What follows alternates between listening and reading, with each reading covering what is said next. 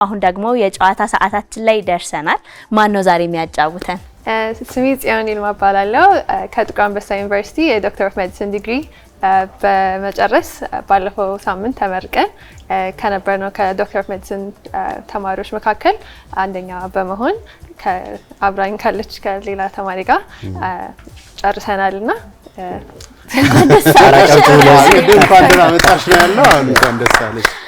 ከሰሞኑ የሶሻል ሚዲያችንን እያጨናነቀው ከነበረው ጉዳይ አንደኛው ሴቶች ከሁሉም ተማሪዎች ከወንዶች ጋር ተፎካክረው በሜዲሲን ዘርፍ ሶስቱንም ማለት ይቻላል ዴንታል ሜዲሲን እና አንደኛው አንስቴዥያ አይደለም በሶስቱም ዘርፍ ትልቅ ውጤት በማስመዝገብ አንደኛ መሆን ችለዋል፣ ተሸልመዋልና በሆል ራሱ ያሸነፈችው ሴት ነች እና በጣም እኔ አሁን እንደ ሴትነት ጎርቻለሁ እና አንድ ጭብጨባው እንድገመው ዛሬ እንግዲህ እንግዳችን አድርገን አምጥተናታል ዶክተር ጽዮንን። ስታያት እርግጠኛ ነኝ ሞዴል ነች እንደ ምናምን የዛሬ እንግዳ ማለታቸው አይቀርም። እንዴት ነው ግን አሸናፊነት ስሜቱ ምንድነው? ምን ይመስላል? ያው በጣም ደስ ይላል። በጣም እንደምታውቁት ረጅም ዓመታት የፈጀ ዲግሪ ነው ይሄ። ኦልሞስት 7 ዓመት ከግማሽ አካባቢ ነው የፈጀነውና ይሄን ሁሉ ጊዜ በሰላም ጨርሰን እዚህ ቦታ ላይ ደግሞ መድረስ በጣም ደስ ይላልና እግዚአብሔር ይመስገን። ብዙ ጊዜ ዶክተር ሲባል እኛ ልጆች እያለን እኮ እናስታውሳለና ምን መሆን ትፈልጋለህ ሲባል ኢንጂነር፣ ዶክተር፣ ፓይለት ምናምን ነው ማለት። ከዛ አይነት ሙያ አንፃር ነው ወደ ሕክምናው የመጣሽው ወይስ ሌላ ምክንያት አለሽ? ምክንያትሽ ምን ነበረ? እኔ ሳይሆን በሁለት አቅጣጫ ነው ማስበው። አንደኛ ከልጅነቴም ጀምሮ አሁን እንዳልከው ከወላጆቼም ቤት ውስጥ በአጠቃላይ ዶክተር የመሆን ነገር እንደ ኖርማል ነው የሚቆጠር የነበረውና በቃ ኤክስፔክትድ ነገር ሆኖ እንት ፕሬዠር ሆነን ሳይሆን በቃ ወላጆቼም የእንስሳት ሕክምና ውስጥ ያሉ ሰዎች ናቸውና እነሱም ሐኪም ስለሆኑ ታላቅቴም ሐኪም ናትና እንደ ኖርማል ፓት ተደርጎ ነበር የሚቆጠረው። ግን ከዛ በተጨማሪ ደግሞ እኔም በራሴ ላይክ ፐርፐዝ ያለው ስራ ነበር የምፈልገው።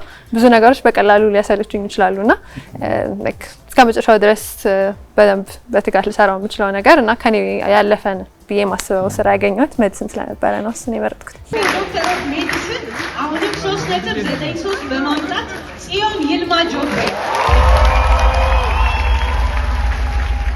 ከሶስቱም የትምህርት ክፍሎች ሰቅለው በመጀመሪያ ደረጃነት ያጠናቀቁት ሴት ናቸው።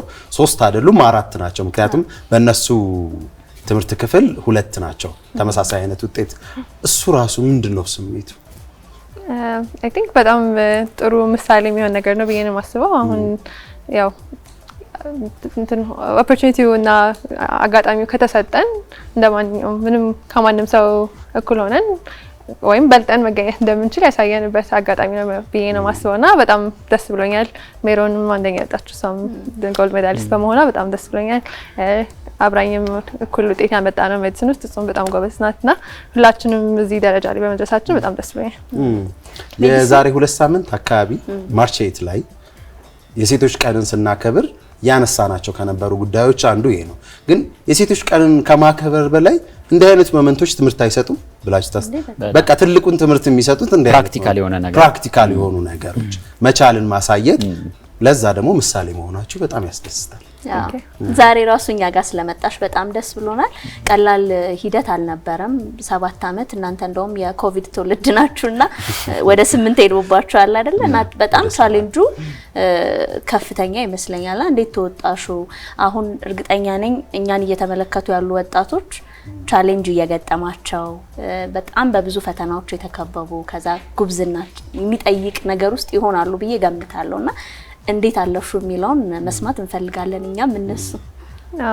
አዎ መንሽን እንዳረክሹ በጣም የኛ ጉዞ ደግሞ ትንሽ ከሌላው የሚለየው ከኦሬዲ ረጅም ጉዞ ሆኖ ተጨማሪ ደግሞ ሌላ ኦልሞስት 1 ዓመት የሚያክል ተጨምሮብን በጣም የተንዛዛ ጊዜ ነበርና በዛ ሁሉ ውስጥም ደግሞ ሜዲሲን በራሱም ብዙ ቻሌንጆች ያሉት ጊዜ ነበርና ያው እንደነገርኳችሁ በብዛት ከመጀመሪያው ካስተዳደጋችን እኛ ቤት ትምህርት ላይ ፎከስ የሆነ እንትን ነው። ምንም እንደምንችል አውቀን ያደግነው ላይክ ምንም መጠራጠርም ኖሮን አያውቅምና በትምህርቱ አኳያ በኮንፊደንስ በጣም አስፈላጊ ነገር ነው ያስባሉና እሱን አሲዘው ስላሳደጉን በቀላሉ እሱን ነገር ለማለፍ ችለናል። ግን ከዛ ውጪም ደግሞ ከትምህርቱም ውጪ ብዙ ከባባድ ነገሮች አሉ። ጊዜውም ርዝመቱን ሆኖ ከዛ ደግሞ አሁን ኢንተርንሺፕ የመጨረሻ ዓመት ላይ ስንገባ በጣም አስቸጋሪ ቀናቶች፣ አዳሮች ከዛ ደግሞ አድሮም እንደገና መስራትም የሚያስፈልግባቸው ብዙ ጊዜዎች ነበሩና የውስጥ ጥንካሬ የሚያስፈልገው ብዙ ጊዜያቶች አሉና ያንን ያው በጊዜ ሂደት ራስን እያጠነከሩ በአላማ ላይ ፎከስ አድርጎ መስራት በጣም ያስፈልጋል። ከዛ በተጨማሪ ደግሞ አይ ቲንክ ለማንኛውም ሰው የሚያስፈልገው ብዬ ማስበው እምነትና ከራስ በላይ ደግሞ የሆነ የአምላክ እርዳታ ያስፈልጋልና ለዚህ ሁሉም እግዚአብሔር ስለረዳኝ በጣም እሱ ላይ ፎከስ ማድረግ ፈልጋለሁ። እንደ ሀገርም አሁን የጤና ባለሙያዎችን በጣም ከምን ጊዜው በላይ የምንፈልግበት ወቅት ላይ እንዳለን ይሰማኛል። ምክንያቱም በፊት ቢያንስ እጥረቱ በፊትም ነበረ፣ ግን የሚማር ሰው ያንን ድሪም አድርጎ የሚንቀሳቀስ ሰው ብዙ ነበር። እኛም ዶክተር መሆን እንፈልጋለን እንል ነበርና አልሆንም እንጂ አሁን የጤና ሴክተሮቻችንን ስናይ አሁንም ቢሆን እድገት የሚያስፈልጋቸው ናቸው፣ ቻሌንጅ ያለበት ነውና በኢንተርንም ቢሆን እዛ ስትገቢና ስትሰሪ ኢትዮጵያ ምን ያክል የጤና ባለሙያዎችን እንደምትፈልግ ተረዳሽ?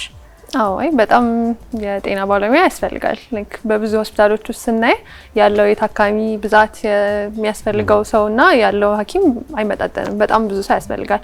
ሰውም ደግሞ ብቻ ከመጨመሩ በፊት ራሱ ኢንፍራስትራክቸሩ፣ ሆስፒታሎቹ፣ ጤና ጣቢያዎቹ ራሱ ያስፈልጋሉና አይ ቲንክ አሁን ትንሽ የተፈጠረው ባለፉት አመታት የተፈጠረው ላይክ መዛባት ሰውን ብዙ ተመርቆ በጣም ብዙ ዶክተር ይመረቅና በአንድ ጊዜ ከዛ ግን የሚሰራበት ቦታ የለውም። ቢፈለግም ራሱ ሙያው ወይም ሰው ዶክተሮቹ ቢፈለጉም ግን ስንቱንም ያስፈልጋል። ላይክ ሳይቲንጉም ያስፈልጋል፣ ሆስፒታሎቹ ያስፈልጋሉ፣ እቃዎቹ ያስፈልጋሉ፣ ማከሚያ ነገሮች ያስፈልጋሉና ያ ትንሽ አልተመጣጠነ መሰለኝና አሁን ላይ ሁሉንም ላይ ያተኮረ መስፋፋት ቢኖር የተሻለ ነው ብዬ አስባለሁ። እንትን መንሽን ያደረግሽ ደግሞ ላይክ ስለ ሰው ፍላጎት ማነስ ነገር ደግሞ ያው ብዙ እንትን የሚሉ ነገሮች አሉ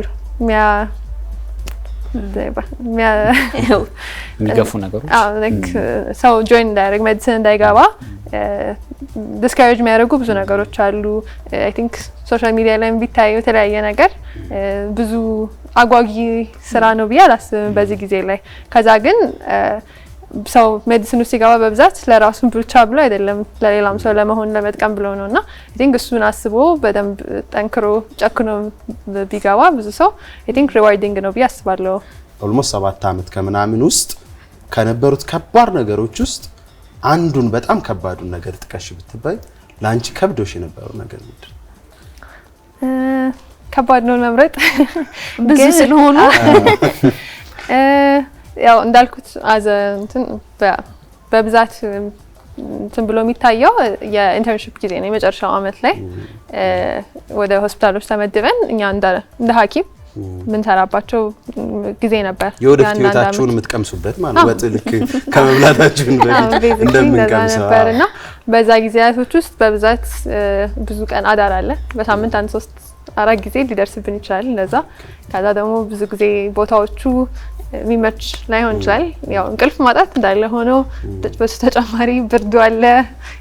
በሰዓት የሆነ ታካሚ ጋር ቆይተ ምግብ ሳታገኝ ሊዘጋ ይችላል እና እንደዛ አይነት ነገሮች ይከሰታሉና በጣም አይ ቲንክ አንድ ጊዜ መምረጥ ቢኖርብኝ አንደኛው አታችመንታችን ላይ ጋይኒ ኦፕስ አታችመንታችን ላይ ጋንዲ ነበርኩ የምሰራውና እዛ ደግሞ ያው እንደምታውቁት ምጥና የእናቶች መውለድ ጊዜ ላይ ያው ችላ የሚባል ነገር ስላልሆነ ብዙ ሰዓት በቃ እዛው ቆመን እንትን የምንልበት ነው።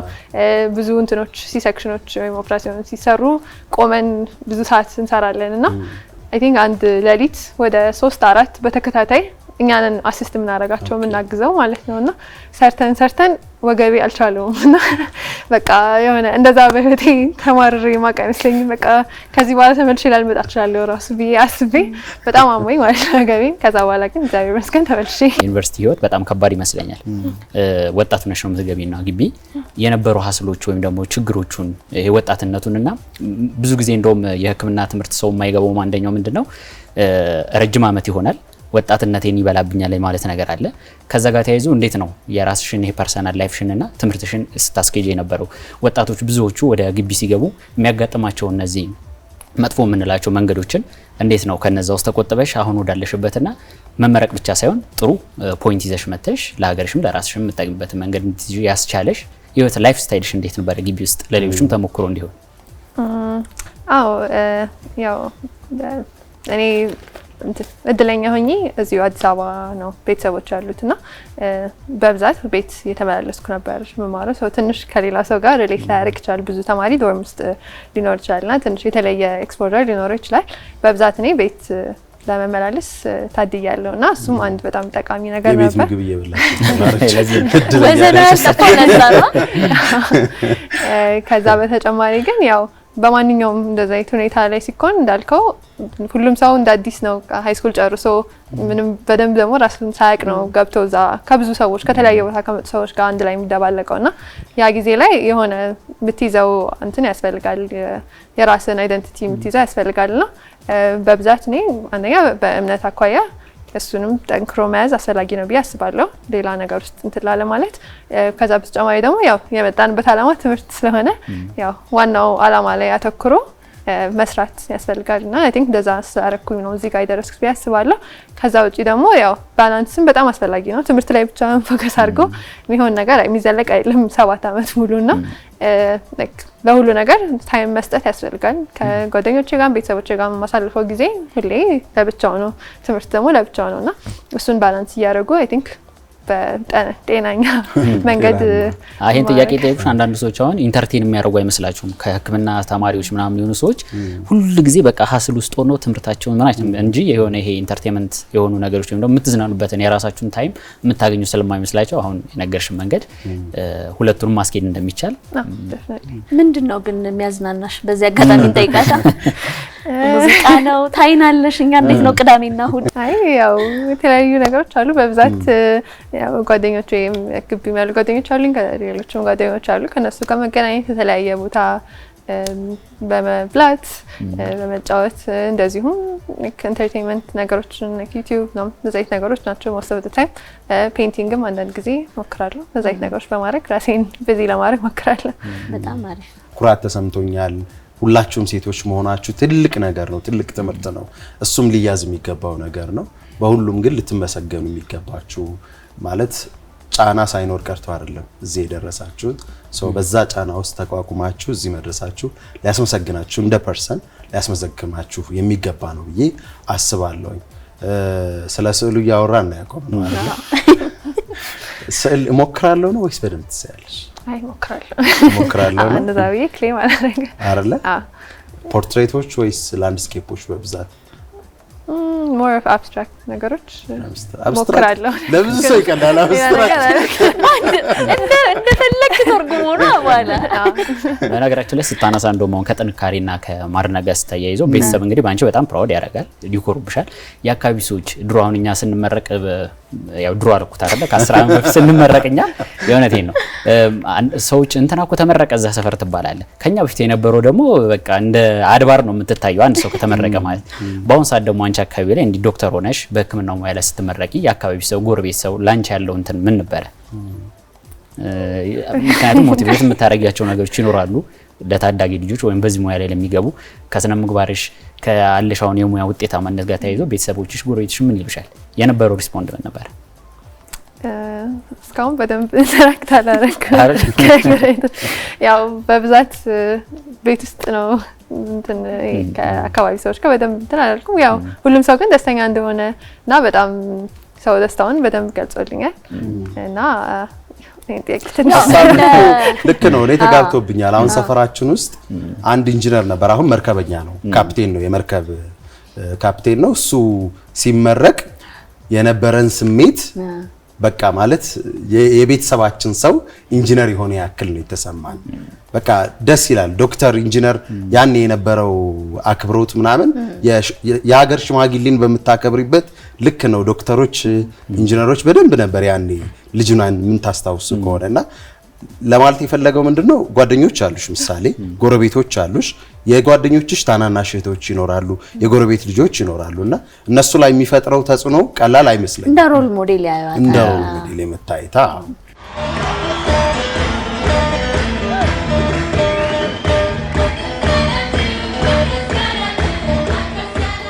ዶክተር ጽዮን ይልማ ትመጣለች ተብሎ ሲነገረኝ በማል ስሟን ስጠራውላ ደስ ይለኛል እና እጠይቃታለሁ ብዬ ቢን እያሰብኩ ነበር።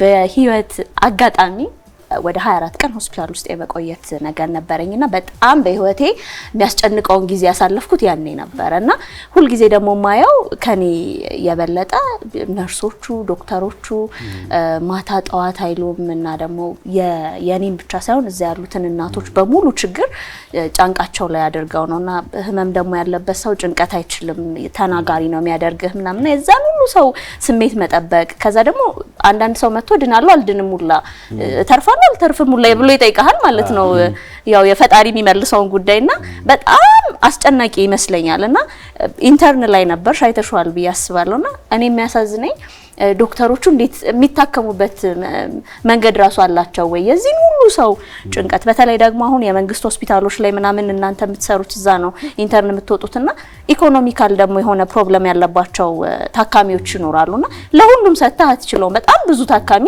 የሚከፍለው ገንዘብ መድኃኒት የሚገዛበት ላይኖር ይችላልና ያንን ህመም ራሱ ማየት ፈታኝ ነው ብዬ አስባለሁና እንዴት አገኘሽ እሱን እንዴት ነው የምትወጡት?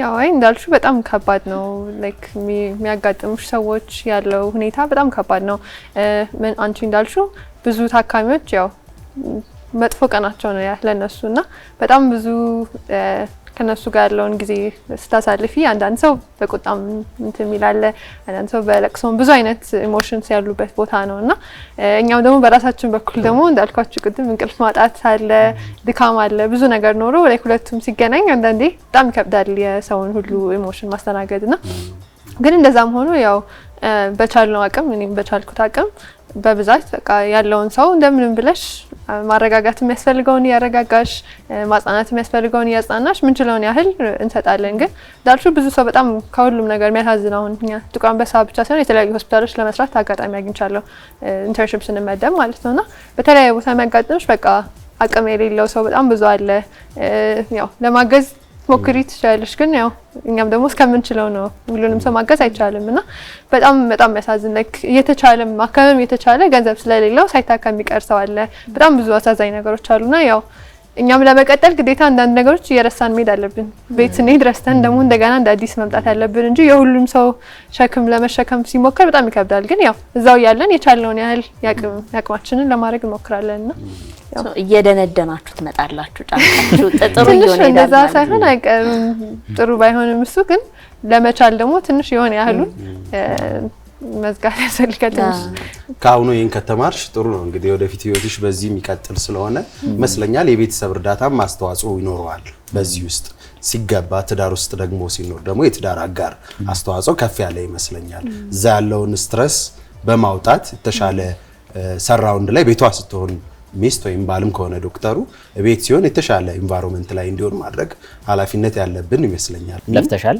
ለለፋሽበትን ውጤት ደግሞ አሁን አይተሻል በቀጣይ ስቅሎችሽ ምንድነው እንደግል ሲኦሲ ፈተና ይጠብቃታል ምንም መጀመሪያ ማለፍ እኔ ምላት ትፈተኛለሽ ግን አሁን እንደው ለፊ አንቺ ለፊ ምናምን አይልሽ እንግዲህ ያው ግዴታ ነው ላይሰንሳችን ገና ለማግኘት ሲኦሲ ፈተና እንፈተናለን ከዛ በኋላ ደግሞ ያው እንደ እግዚአብሔር ፍቃድ ሬዚደንሲ ስፔሻላይዝ ለማድረግ ነው ማስበው እሱን ጥያቄ ጠይቃለሁ በምንድነው ስፔሻላይዝ ማድረግ የምትፈልጊው እስካሁን ድረስ እንግዲህ ባሰብኩት በኢንተርናል ሜዲሲን ወይም የውስጥ ደዌ ነው ስፔሻላይዝ ማድረግ ያሰብኩት ያው ውስጡ ደግሞ ብዙ አጋጥንቶች አማራጮች ስላሉ በሰብ ስፔሻሊቲ የተሻለ አማራጭ ነው ብዬ ስላሰብኩ ነው አክቹአሊ ቤተሰብም እንዳልሽው ጤናው ዘርፍ ላይ ስላሉ ፕላኑ አለ ስኬቹ አለ እሱን መርገጥ ብቻ ነው የሚጠበቀው አይደል ሌላ ዶክተር ቤት ውስጥ ጨመሩ ምን አሉ ግን የምርቃትሽ ቀን ከመረቃ ቦታ ወደ ቤት ስትገቢ ስሜታቸው ምን ነበር ምርቃትሽ ሲያዩ በጣም ደስ ብሏቸዋል ያ የነሱም ልፋት ስለሆነ ያው ራሳቸውንም ሰለብሬት ያደረጉበት ቀን ነውና ደስተኛ ናቸው በጣም አሪፍ ቆይታችን እጅግ በጣም ትምህርት የተሞላበት አይደል እውነት ደስ የሚል ቆይታ ነው አዎ ከጠንካራ ሴት ጀርባ ጠንካራ ፋሚሊ አለ ከወንዶች ጀርባ ብቻ አይደለ ወንዶችን ራሱ አስንቃ ነው እዚህ ተገኘችና ዛሬ በጣም ደስ ብሎናል የሴቶች ወርን እያነሳሳን ነበረ ሰሞኑንና ለዛ ማሳረጊያ እንዲሆን ወሩም ደግሞ ስላለቀ አይደለ ዶክተር ጽዮንን ጋብዘን ቆንጆ ቆይታ ነው ያደረግነው። እንዴት ነው ተስማምቶሻል? እንዴት ተመቸንሽ? እንዴት ነው ግን? ደስ ይላል በጣም እንደ ዶክተር ስታይል ምን ጎብናል ያስተካክላል ነው ያለባት አንዳንድ የሚታከሙ ነገሮች ሊኖሩ ይችላሉ ግን ነገር የለም።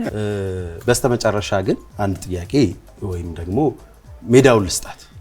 በጣም ብዙ አስወራናት ብዙ ጠየቅናትና የምትለው ነገር ካላት ግን በትክክል 7 አመት ቀልድ አለ። በዚህ ውስጥ ብዙ አበርክቶ ያላቸው ለብቻ ጉዞ አይሆንም። ስለዚህ ካላበርክቶ እዚህ አይደረስምና እነዛ አበርክቶ ያላቸው ሰዎች ደግሞ እንድታመሰግኝ። እሺ ያው ከሁሉም በላይ ላመሰግን ፈልገው ብዙ ምሕረትና ቸርነት አብዝቶልኝ እዚህ ቀን ላይ ደረሰኝ ለእግዚአብሔር ሙሉ ምስጋናውን ለሱ ልሰጥ ፈልጋለሁ። ከዛ በመቀጠል ደግሞ ያው እናትና አባቴ በሁሉም መንገድ ላይ አብረውኝ ሆነው በተለይ እናቴ በየቀኑ በጠዋት የተነሳች ምግቤን እየቋጠረች ቁርሴን እየሰራች አብራኝ ብዙ ለፍታለችና ከዛም ደግሞ ለኔም ብዙ ሮል ሞዴል ሆናልኝ እዚህ አድርሳኛለችና በጣም አመሰግን ፈልጋለሁ። አባቴም በብዙ ልፋት ሁሉን ነገር ሳያጎልብን በእያንዳንዱ ነገር ሰርቶ እዚህ ስላደረሰን በጣም አመሰግናለሁ። ከዛም ውጪ እህቴ በጣም ጎበዝና በጣም ኢንስፒሬሽናል የሆነች ሰው ስለሆነች ለኔም ብዙ እዚህ እንድደርስ ስላገዘችኝ በጣም አመሰግናት ፈልጋለሁ። ከዛ በተጨማሪ ደግሞ ይሄን ሁሉ አመታት አብረው ሲለፉ ስለነበሩት እንዳለ ተማሪዎች ደግሞ ሞር ስፔሲፊክሊ የኔ ጓደኞች ከኔ ጋር ስለነበሩ እህቶቼ ስለሆኑልኝ በጣም አመሰግናቸዋለሁ። በስራም ጊዜ ደግሞ አብረውኝ ብዙ ስለለፉ ስላገዙኝ አብረውኝ የተመረቁ ጓደኞቼ አመሰግናቸዋለሁ። ቴንክ ዩ። አረ መምህራኑ ረሳሻቸው ባክሽር እንዳይላችሁ ላሰለጠነች ሐኪሞች አመሰግናለሁ። ግን አሁን ምን እየተረዳሁ ነበር መሰለሽ እንግዲህ ብዙ ችግሮችን ነው ዶክተር የሚያየው ብዙ ፈታኝ ለአይንም ላይምሮም የሚከብዱ ነገሮችን ከዛ ሁሉ ግን የከበዳት ስክሪን ነው ዶክተር ጽዮን አውራራን እያይሻን ነበር ትንፋሽ ግድ እየሳበች ነበር። እስቲ ልንገራቸውና በቃ ልሂድ ነው የሆነ ቦታ ልትሄድ ነው ይመስላል። የመልስ ምት ግን መሆን የነበረበት እስኪ የሆነ ቀዶ ጥገና ክፍል ልውሰድና መስራት አይደለም ዶክተሩ ሲሰሩ አይደለም። አረ ቀዶ ጥገና ድረስ አትድረስ ባይዘው በህይወቴ በጣም ከምፈራው ነገር መርፌ እፈራለሁ። አረ የእውነት አንድ መርፌ ከምወጋ 100 መድኃኒት ቡት ይሻላል። በጣም ትልቅ ፎቢያ ያለብኝ የመርፌ። ለማንኛውም ዶክተር ጽዮን እዚህ ድረስ እንግዲህ በምረቃ ማግስት በዩ እዚህ ድረስ መተሽ ጊዜ ሰተሽን ለተመልካቾቻችንም ጊዜ ሰተሽ ከኛ ጋር ጊዜሽን ስላሳለፍሽ ከልብ እናመሰግናለን። ዶክተር ጽዮን እንግዲህ መቼም ታመን እንምጣ አይባልም በቸር ያገናኘን።